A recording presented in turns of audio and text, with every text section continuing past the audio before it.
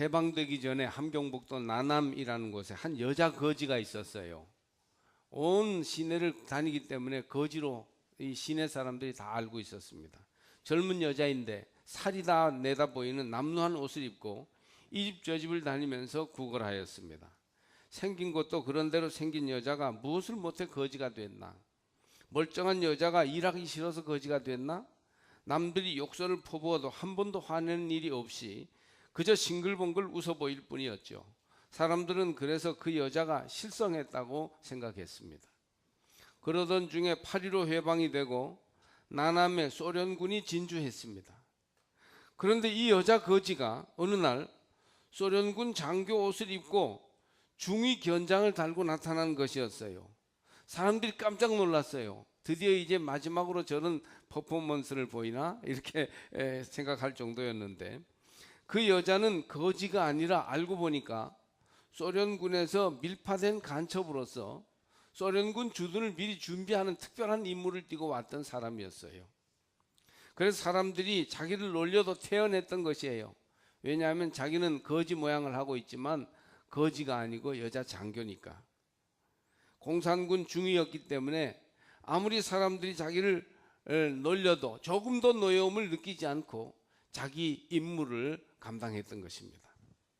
여러분, 이처럼 공산당 장교가 긍지를 가지고 온갖 천대를 참으면서 사명을 감당했는데, 하나님의 일꾼인 우리가 이 세상에 파송돼서 하나님의 일을 하도록 부름받았는데 여러분은 어떤 마음을 가지고 일하십니까?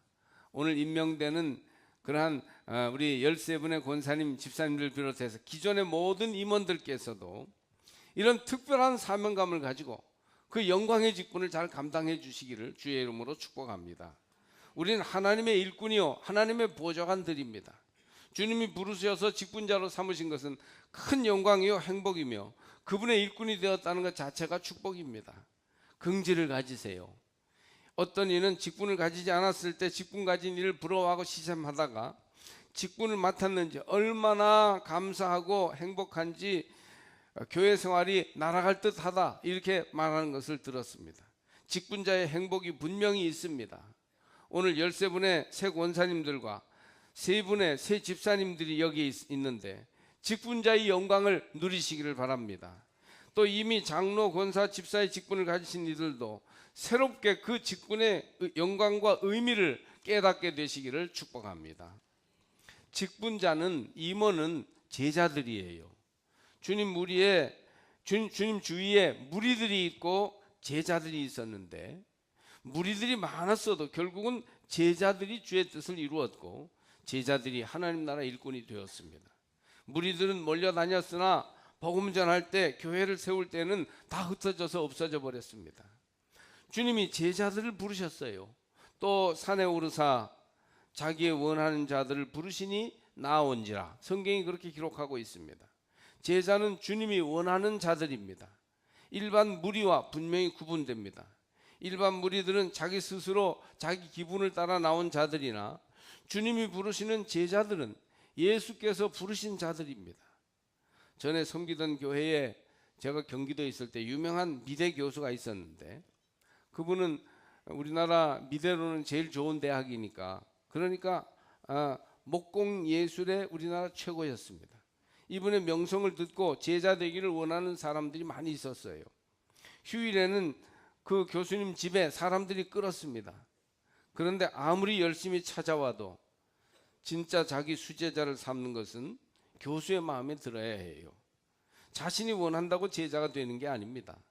자기 방식대로 열심히 한다고 되는 것도 아니에요. 제자는 스승이 원하는 자들로 부르고 키웁니다. 우리가 우리 방식대로 열심히 믿는다고 주님의 제자가 되는 것이 아닙니다. 주님의 제자는 절대 자기 방식, 자기 소원을 주님께 강요해서는 안 됩니다. 제자는 주님이 원하시는 방식을 자신이 맞추어 가야 해요. 주님의 스타일이 무엇인가? 주님은 무엇을 좋아하시는가? 주님이시라면 이런 때 어떻게 하셨을까? 이것을 자꾸 물으면서 주님 원하시는 사람이 되도록 해야 합니다. 자신은 주님의 제자인 줄 아는데 사실은 주님이 원하시지 않는 사람일 수도 있어요. 주님의 원하는 방식으로 따르지 않기 때문입니다. 말씀을 들을 때에도 귀에다가 망을 씌우고 듣는 사람들이 있어요. 그래서 자기의 선입견의 망을 통과한 말씀만 듣습니다. 자기 방식에 맞는 가르침만 따릅니다. 이렇게 되면 제자라고 할 수가 없지요. 우리는 마음을 완전히 주님께로 열어서 주님 말씀하십시오. 저는 듣겠습니다. 듣는 대로 행하겠습니다.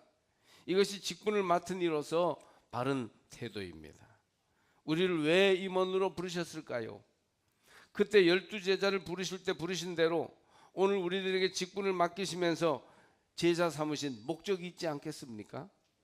주님의 목적을 이루어드리는 좋은 임원들이 다 되시기를 바랍니다.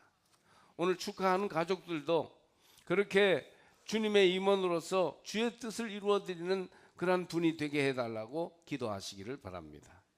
오늘 성경에는 제자로 택한 목적이 3가지가 나와 있습니다.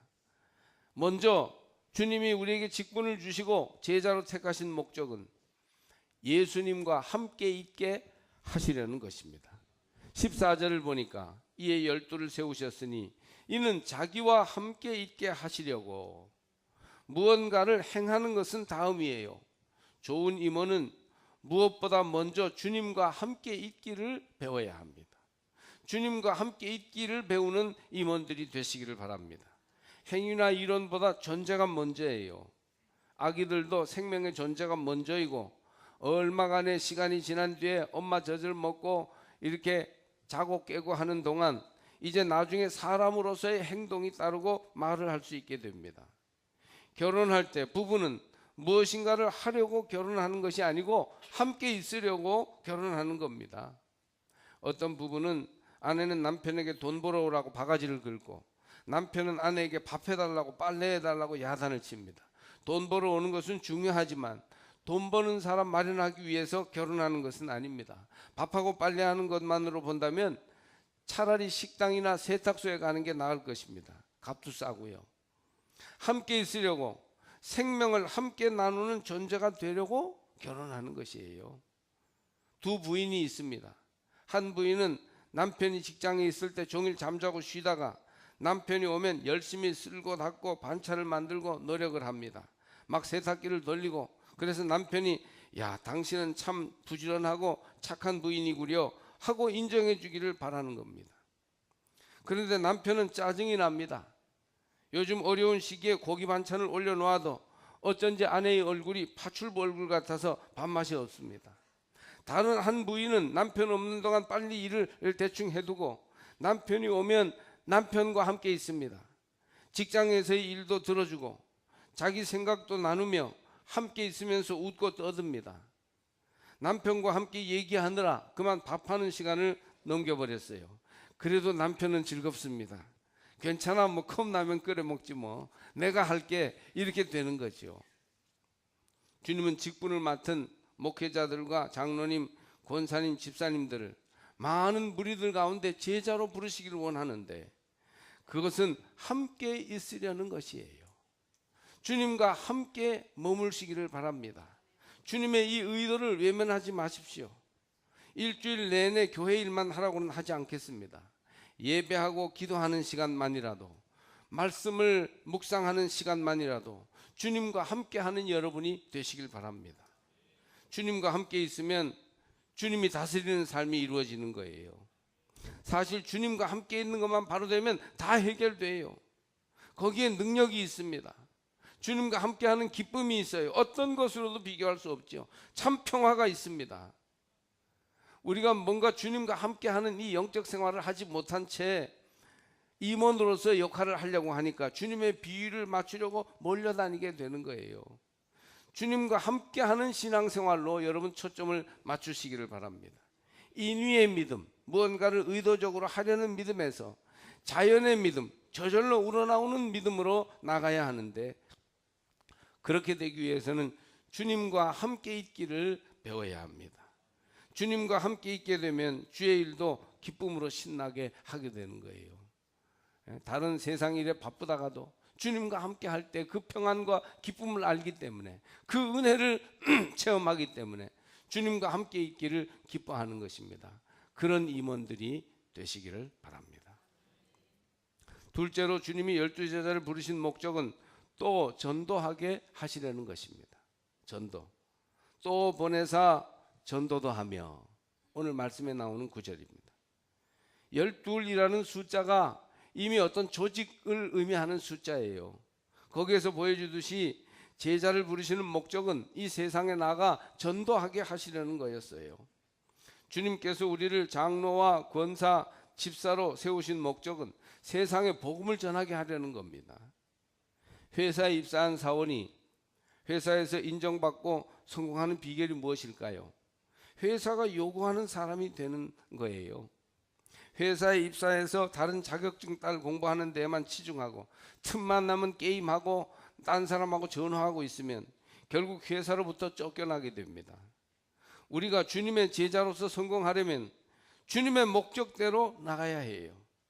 나는 전도하기 싫다, 귀찮다, 전도하는 것이 부끄럽다. 그러나 주님은 전도하기를 원하신다. 주님은 나를 전도하러 보내신다. 그러면 어떻게 해야 하겠습니까?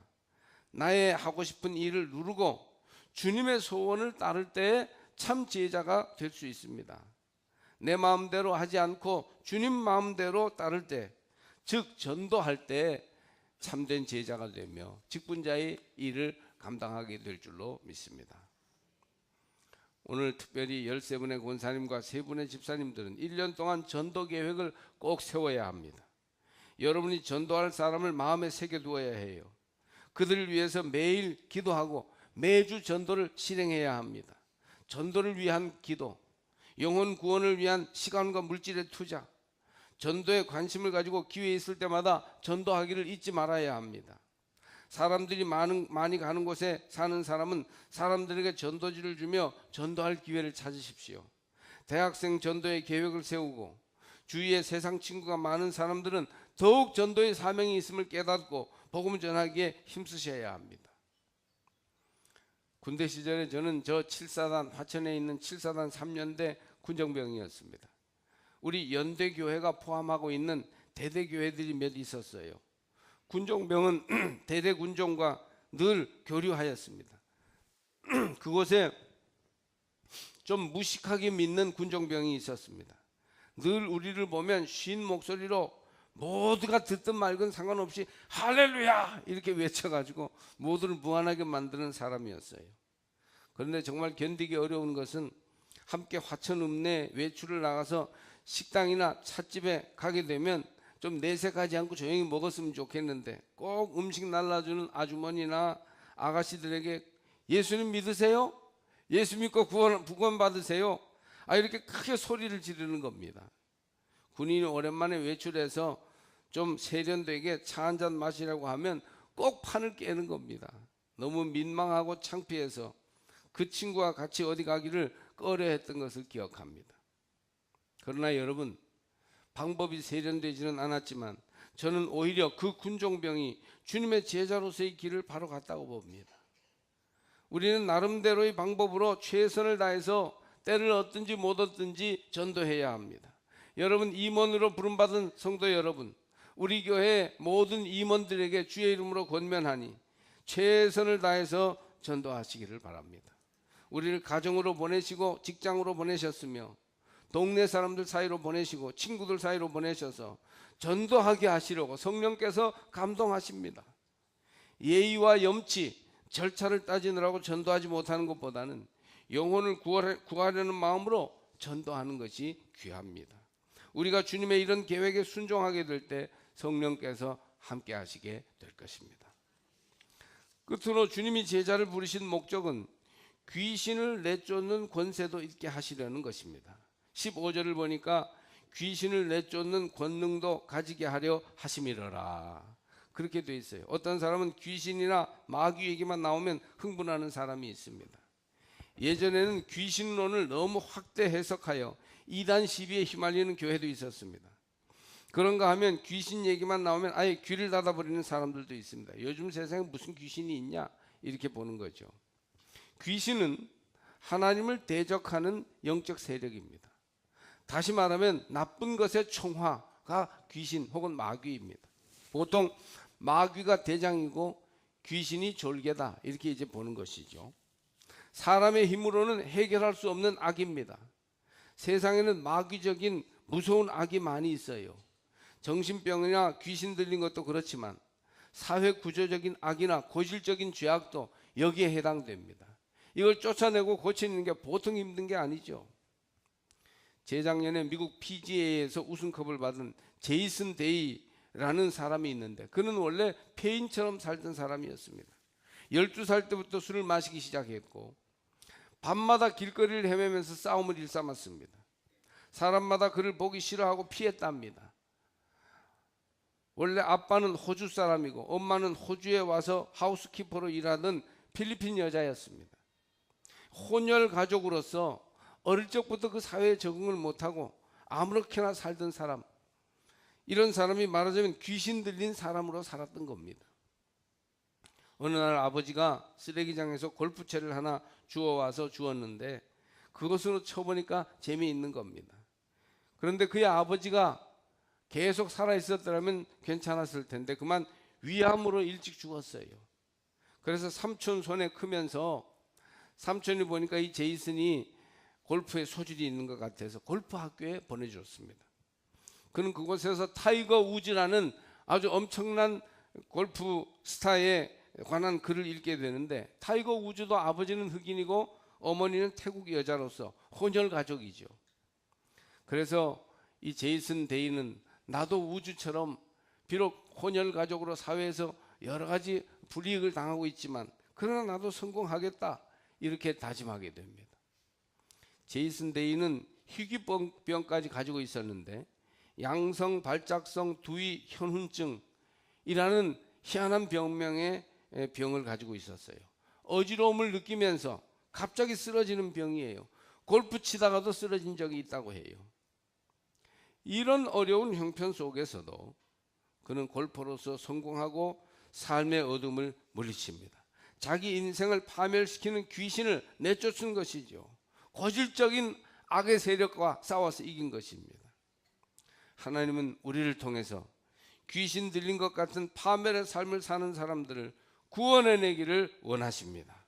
오늘날도 교회가 복음으로 이런 귀신 쫓는 일을 해야 합니다. 이 땅 위에 있는 많은 귀신 들린 사람들, 고질적인 악에 사로잡혀 시달리고 있는 사람들을, 그들을 고쳐주고 건져주는 일을 우리를 통해서 교회가 해야 할 줄로 믿습니다.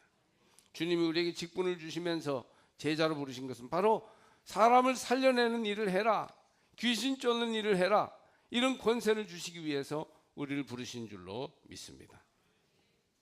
서울 어느 교회 교인이 중국의 처소교회, 지하교회라고 하는 이 지방에 있는 처소교회를 마침 성탄절에 방문하여 가정집을 2억 개 붙인 정도의 작은 건물에서 이제 예배를 드리게 됐습니다.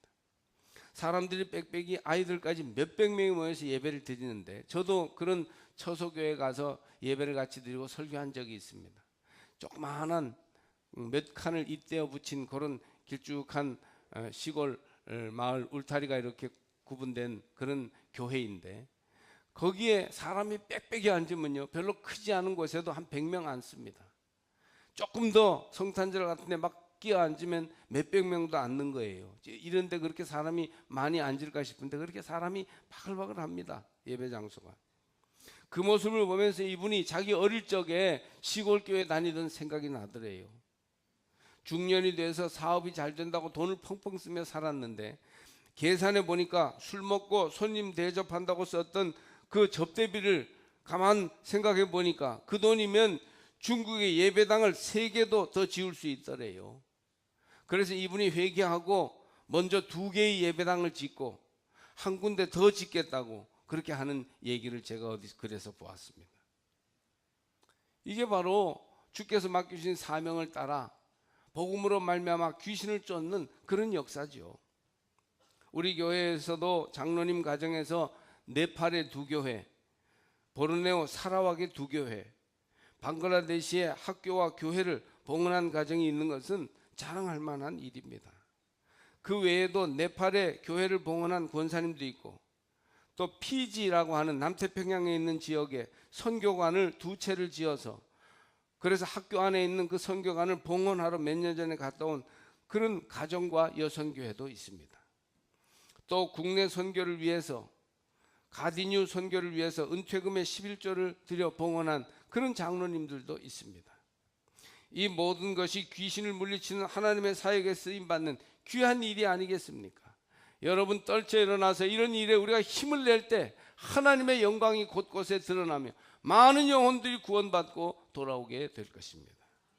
서울 성은교회 집사님이 운영하는 성재원이라는 장애인 병원이 있는데 한 50년 넘은 그런 곳입니다. 대전 쪽에 있는 병원이에요. 그런데 예전에 장애인들이 무시당하고 외면받을 때 시작한 그런 병원입니다. 그러니 그 50년 전, 40년 전에 의사로서 돈은 조금도 못 벌고요, 장애인 시설에 모든 걸 막 정말 내놓아야 하는 그런 어려움이 있었어요. 돈을 벌 수 있는 병원이 아니었죠. 그런데 아버지 때부터 시작한 병원을 아드님이 이어받아서 재활학교와 또 병원과 또 체육관과 교회도 세웠어요. 거기 보면 이렇게 사진을 보면 중간에 말이지 교회가 예쁘게 탑을 이렇게 이루고 있는 것을 볼 수 있습니다. 자녀들은 왜 의사로서 돈을 벌지 않고 장애인 병원을 운영하느라 우리까지 가난하게 살면서 날마다 장애인들이 주변에 많아서 힘들게 우리가 살아야 되느냐, 불평을 많이 했답니다. 그런데 지금은 엄청난 기관으로서 지역사회에 큰 영향을 미치고 있으며 앞으로 대전을 장애인의 도시로 지경을 넓히려고 한다는 겁니다. 역시 귀신을 쫓아내며 하나님의 영향력을 넓히는 복음의 일꾼들인 것입니다. 오늘 직임을 받고 임명받는 여러분, 여러분은 여러분의 생활의 자리에서, 여러분의 삶의 반경에서 어떤 분으로 살아가고 있습니까? 예수님 주변을 때로 몰려다니던 무리입니까? 아니면 참 제자입니까? 여러분은 그리스도의 제자입니까? 이따가는 사라졌던 그러한 바람의 교와 같이 흩어지는 무리들입니까? 무리들은 떡을 만드실 때, 기적을 베푸실 때, 위로와 사랑의 말씀을 들려주실 때에만 예수님 주변에 있었어요. 그러나 십자가 지실 때 정말 예수님 주변에 누군가가 필요할 때 그들은 다 배반하여 예수를 십자가에 못 박으라고 소리를 질렀던 사람들이었어요. 주님이 부활하신 후에 주님을 믿고 따르지 못했습니다. 그들은. 그러나 제자들은 성령 받은 후 땅끝까지 복음의 증인이 되었습니다. 여러분은 주님의 제자로서의 사명을 감당하시기를 바랍니다. 제자로 부르시어 직분을 맡기신 목적은 첫째로는 주님과 함께 있게 하시려고, 둘째는 보내어 전도도 하게 하시려고, 셋째는 귀신을 내어 쫓는 권세도 있게 하시려는 것입니다. 우리 교단 직분은 장로님들의 경우 일반 교인 30명의 하나 비율로, 권사님들의 경우는 일반 교인 15명의 하나 비율로, 집사는 5명의 하나로 직분을 세우도록 했습니다. 이 뜻은 30명, 15명, 5명을 전도한 사람이라는 뜻도 포함되지만 일반 교인 30명, 15명, 5명이 하는 일을 감당해야 한다는 의미가 있어요. 기도, 전도, 봉사, 헌금, 참여, 모든 세상에서의 여러 가지 일들, 이 모든 면에서 죽도록 충성하여 칭찬받는 직분자가 되시기를 바랍니다. 성령님, 나를 도와주세요.